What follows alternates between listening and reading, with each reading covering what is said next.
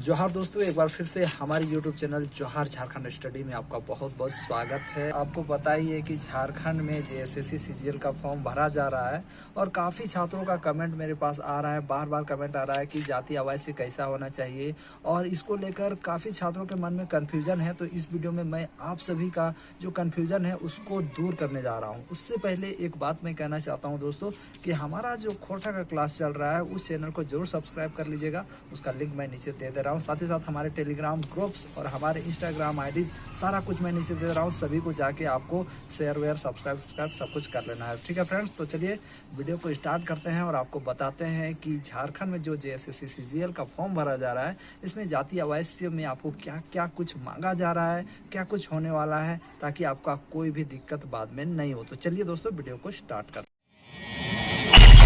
तो सबसे पहली बात है दोस्तों कि छात्रों को अस्थायी प्रमाण पत्र और जाति प्रमाण पत्र में काफ़ी कंफ्यूजन हो रहा है कि कौन कौन सा होना चाहिए, कैसा होना चाहिए। इसके लिए मैंने एक वीडियो बनाई है, लेकिन फिर भी काफ़ी छात्रों को कंफ्यूजन हो रहा है, इसलिए मैं साक्षात दर्शन दे के आपको बता रहा हूँ। ठीक है, तो सबसे पहले मैं आपको अस्थायी प्रमाण पत्र के बारे में बताना चाह रहा हूँ कि अस्थायी प्रमाण पत्र आपका कैसा होना चाहिए।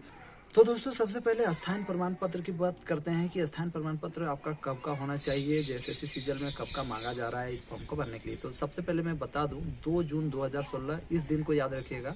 2 जून 2016 या इसके बाद का यदि आपके पास सर्टिफिकेट है एसडीओ लेवल का यानी अनुमंडल लेवल का है तो ये मान्य होगा। और कब से मैं डेट बता दूं, 2 जून 2016 से लेकर 18/7/2019 यानी 18 जुलाई 2019 तक आपका अगर एसडीओ लेवल का सर्टिफिकेट है, अनुमंडल लेवल का सर्टिफिकेट है तो ये वैलिड है। ठीक है, ये हो गया आपका अस्थायी प्रमाण पत्र का। और इसका जो मानक प्रपत्र यानी ये फॉर्म किस प्रकार रहेगा, ये सर्टिफिकेट जो है किस प्रकार रहेगा, ये आपको मानक प्रपत्र साथ में मिलेगा, जो कि आपका एडवर्टीजमेंट जारी हुआ है उसके नीचे पर दिया हुआ है, उसको आप देख लीजिएगा। ठीक है, सिंपल सा बात कह दे रहा हूँ, 19/7/2019 के बाद का यदि आपके पास सर्टिफिकेट सीओ लेवल का है या सरकम ऑफिसर या अंचलाधिकारी भी कह सकते हो या ब्लॉक लेवल का भी कह सकते हो, यदि आपके पास सर्टिफिकेट है तो चलेगा। सिंपल सा बात हो गया। अब हम लोग बात करते हैं दोस्तों जाति प्रमाण पत्र की। काफी छात्र पूछते हैं कि जाति प्रमाण पत्र कब का होना चाहिए।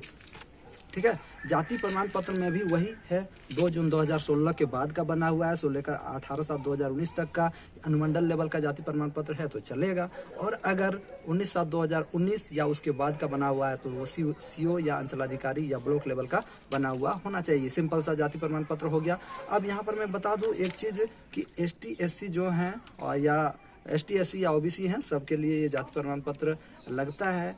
ST SC है या OBC सबको ये दोस्तों। इस पे और एक चीज़ दिया हुआ है, ST SC जो है उनका जो मानक प्रपत्र है 1 में है, आप देख लीजिएगा एडवर्टीजमेंट में नीचे। और मानक प्रपत्र 2 है आपका अंचलाधिकारी के लिए, यानी मानक प्रपत्र 1 जो है वो अनुमंडल लेवल के लिए है। अनुमंडल लेवल जो 2 जून 2016 के बाद से लेकर 18/7/2019 तक का है। अनुमंडल लेवल का जो मानक प्रपत्र होगा वो नीचे दिया हुआ है, वो है 1 में। और मानक प्रपत्र 2 जो अंचलाधिकारी का सर्टिफिकेट कैसा होगा वो नीचे दिया हुआ है, आप देख लीजिएगा एडवर्टीजमेंट में। ठीक है, उसके बाद और एक चीज़ है, यहाँ OBC 1 या OBC 2 कैटेगरी में आते हैं और अगर आपका जाति प्रमाण पत्र 19/8/2012 या इसके बाद का है, जो कि गैर क्रीमी लेयर स्व घोषणा पत्र के साथ देना होगा। मान लीजिए, कहने का मतलब है कि अगर आप OBC 1 है, OBC 2 है और अभी का अगर आपके पास जाति प्रमाण पत्र नहीं है 2012 में, 19/8/2012 के बाद का बना हुआ है, 19/8/2012 के बाद का बना हुआ है, तो आपको अनुमंडल लेवल का होना चाहिए।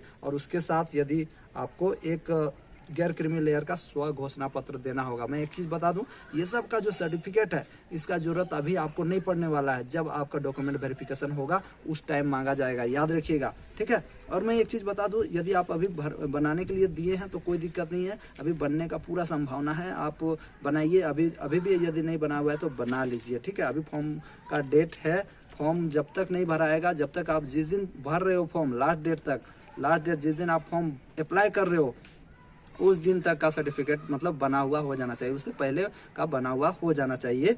और इसका जो परिशिष्ट है दोस्तों OBC 1 और 2 का, यदि 2012 का बना हुआ है तो ये परिशिष्ट 5 पे आधारित है, यानी परिशिष्ट 5 पे है। आप एडवर्टीजमेंट के नीचे जाके देखिएगा वो किस प्रकार होता है, वो सर्टिफिकेट वो नीचे दिया हुआ है, ठीक है।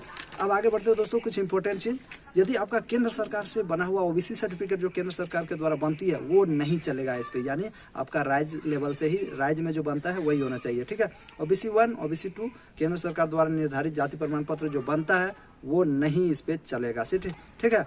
सर्टिफिकेट जो रहेगा इस पे आपका कोई गलती नहीं रहना चाहिए, यानी जैसे कि आपका जाति प्रमाण पत्र में कुछ अलग है, आपका माँ का नाम, पापा का नाम और स्थान में अलग है, और आपका मैट्रिक पे अलग है, इंटर में अलग है, ग्रेजुएशन में अलग है, यानी सब में सिमिलर रहना चाहिए, सब में एक जैसा ही रहना चाहिए, ठीक है। फॉर्म भराने का जो तिथि है दोस्तों 15 जनवरी से लेकर 14 फरवरी तक है, ठीक दोस्तों। जो पहले भर रहे हैं उनको भी नया रजिस्ट्रेशन करने का जरूरत है, वो नया रजिस्टर करेंगे, सारा कुछ डिटेल डालेंगे। उसके बाद जब फॉर्म भरेंगे उसमें पूछा जाएगा कि आप इससे पहले अप्लाई किए थे 2019 में, तो आप वहाँ हाँ डालिएगा, तो वहाँ पर आपका एप्लीकेशन नंबर और आपका डेट ऑफ बर्थ मांगा जाएगा। अगर आप वो डाल देते हो तो आपको फी नहीं लगेगा, जो पेमेंट करना है 100 रुपया वो नहीं लगेगा, सिंपल सा बात है। और रही बात 900 रुपया का, तो वो सरकार जाने, उसके बारे में अभी कोई इन्फॉर्मेशन नहीं, ठीक है। और एक कंफ्यूजन छात्रों के मन पे आ रहा है कि ग्रेजुएशन में कौन कौन सा सब्जेक्ट डाले, जैसे वहाँ पर आप फॉर्म भरोगे तो मैट्रिक में कौन सा सब्जेक्ट था, कौन सा यूनिवर्सिटी था, कौन सा ईयर में किए मांगा जाता है, तो वहाँ पर आप मैट्रिक इंटर वाला सब तो डाल ही ले रहे हो, लेकिन ग्रेजुएशन में काफ़ी सब्जेक्ट्स रहते हैं, तो काफ़ी छात्र कन्फ्यूजन में। तो मैं बता दूँ, आपके जो मेन पेपर रहते हैं, जैसे कि अभी मैं विनोबा भाई यूनिवर्सिटी में पढ़ा हूँ, तो वहाँ तीन पेपर जो मेन होते हैं वो मेन पेपर तीनों देना है, ठीक है। सब्सिडरी वाले पेपर्स नहीं देना है, ठीक है। सिंपल सा बात हो गया। अब देखिए और एक इम्पोर्टेंट चीज़ है, आप जब फॉर्म भरते हो तो उस पर जीमेल और जो फ़ोन नंबर है वो सही डालिएगा। जीमेल पे आपका यूजर आईडी और पासवर्ड आएगा, कहने का मतलब एप्लीकेशन नंबर और आपका पासवर्ड आएगा, उसको ही डाल के आप लॉगिन कर सकते हो। और इसमें बस कुछ नहीं है, सिंपल सा आप अच्छा से फॉर्म भरना और अच्छा से पढ़ाई करना, यही चीज़ है और कुछ नहीं है दोस्तों। मैं चाहता हूं कि आप सभी अच्छे से फॉर्म भरें, आप लोगों का कोई दिक्कत ना हो, इसलिए मैं इस वीडियो को बना रहा हूं। और इस वीडियो को अधिक से अधिक अपने दोस्तों के साथ शेयर करें, ताकि मेरे कोई भी झारखंड के बंधु भाई लोगों का कोई प्रॉब्लम ना हो और किन्हीं को फॉर्म भरने में कोई दिक्कत ना हो। दोस्तों आशा करता हूँ कि ये वीडियो आपको पसंद आई होगी। मिलते हैं नेक्स्ट वीडियो में, तब तक के लिए जय हिंद, वंदे मातरम, जोहार झारखंड। चैनल को लाइक करो, सब्सक्राइब करो और हमारे नए चैनल में जरूर आओ।